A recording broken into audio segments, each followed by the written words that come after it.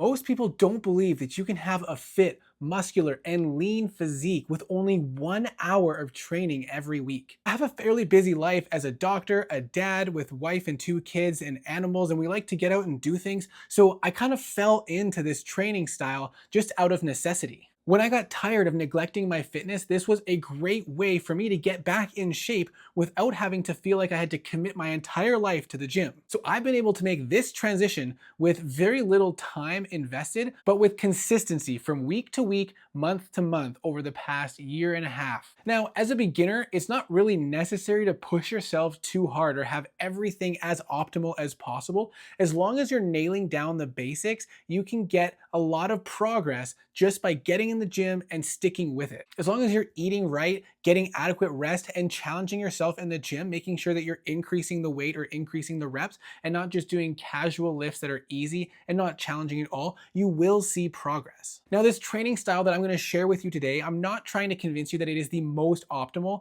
and that you're going to be able to squeeze out 100% of your potential gains. But for those of you who have a busy life or other things that you want to invest your time in, this is a great way to get about 80% of the potential muscle gains while only requiring a minimal amount of effort put in. Now, before we get into this principle in more detail, it is helpful to understand that the body likes homeostasis. It wants to keep a balance. And if you want to change or shift that balance, you need to provide enough of a stimulus to challenge the body out of its comfort zone so that it can then shift. So if you want to force the body to change or grow more muscle, you have to push yourself to the limit of what you're capable of. So this brings us to the importance of training to proximity of failure, meaning that you are on your last potential rep that you can do. Failure is where you go and go and go until you can't get that next rep and you have to stop.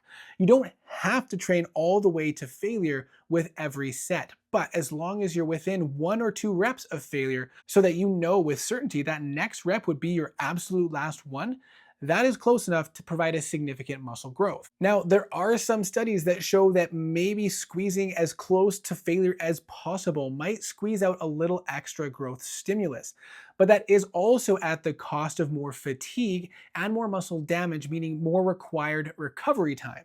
Now, that might not matter as much if you're not spending as much time in the gym, not doing as many overall sets, and not working out the same muscle groups as many times throughout the week. So if you're busy and you're only doing 1 or 2 days per week of each muscle group, you really want to push yourself as close to failure and even to failure on some of the sets for much of your workout. So what I like to do with my training, whether I'm doing a 2 day per week split or spreading it out about 3 to 4 days in the week, I will typically do 1, maybe 2 exercises for each muscle group or movement. And each of those exercises will only be about 2 or 3 sets. In total, throughout the week, I'm probably getting about 8 to 10 sets for each muscle group. But each of those sets, I'm pushing hard. I'm doing high intensity and I'm using weights that are getting me in the rep range of about 5 to 8 reps per set. And at those rep counts, I'm hitting failure or stopping one shy. Now, me personally, I like fighting each rep to failure or till I know that absolutely I'm not going to get the next set. So maybe half a rep in reserve. But if you want to hold 1 rep in reserve for your 2 sets and then maybe on your 3rd set go to failure, that is also an option. Now, another key training technique that I like to use is called either Myo-Reps or Rest-Pause training. They're a very similar idea. A Myo-Rep is basically just saying you are going to do X number of reps for that exercise. So let's say we're doing bench press. You're going to do 30 reps and they're going to be Myo-Rep style. So you're going to do as many reps as you can and then you're going to take a quick break, a 5 to 10 second break. And then you're going to do as many reps as you can again, squeezing out maybe another 4 or 5. And then you're going to take another quick break, only about 10 to 15 seconds maybe. And then you're going to do again as many as you can, and you're going to keep doing those brief pauses until you hit your goal. The same idea applies with rest pause training. How I like to implement it is I will do my first set to failure, my second set to failure, and then after that second set, I'm only taking a 15 to 30 second break, and then I'm going to do that rest pause back into as many reps as I can to failure. And then you can do that 2 or 3 or even 4 times. And those extra little rest pauses are not allowing you full recovery to do another full set, but you are still a little bit fatigued, meaning you're going to hit failure sooner. And the idea is that the long rep counts you're doing, the last 4 or 3 reps are really the ones that are important for stimulating muscle growth. So if you just rest a little bit and get right back into it and you can only do 4 or 5 more, you're saving time and then you're putting less reps in to still get that benefit from those last few reps to hit failure. You're also approaching failure several times in a very short period that if you were going to rest for 3 minutes between each one, you would have to spend a lot more time in the gym. Now, again, I'm not trying to say that this is better than taking the long rest between each one and making sure you can give a full effort for each set, but I am saying that this is a very effective and efficient way to use your time to squeeze in more volume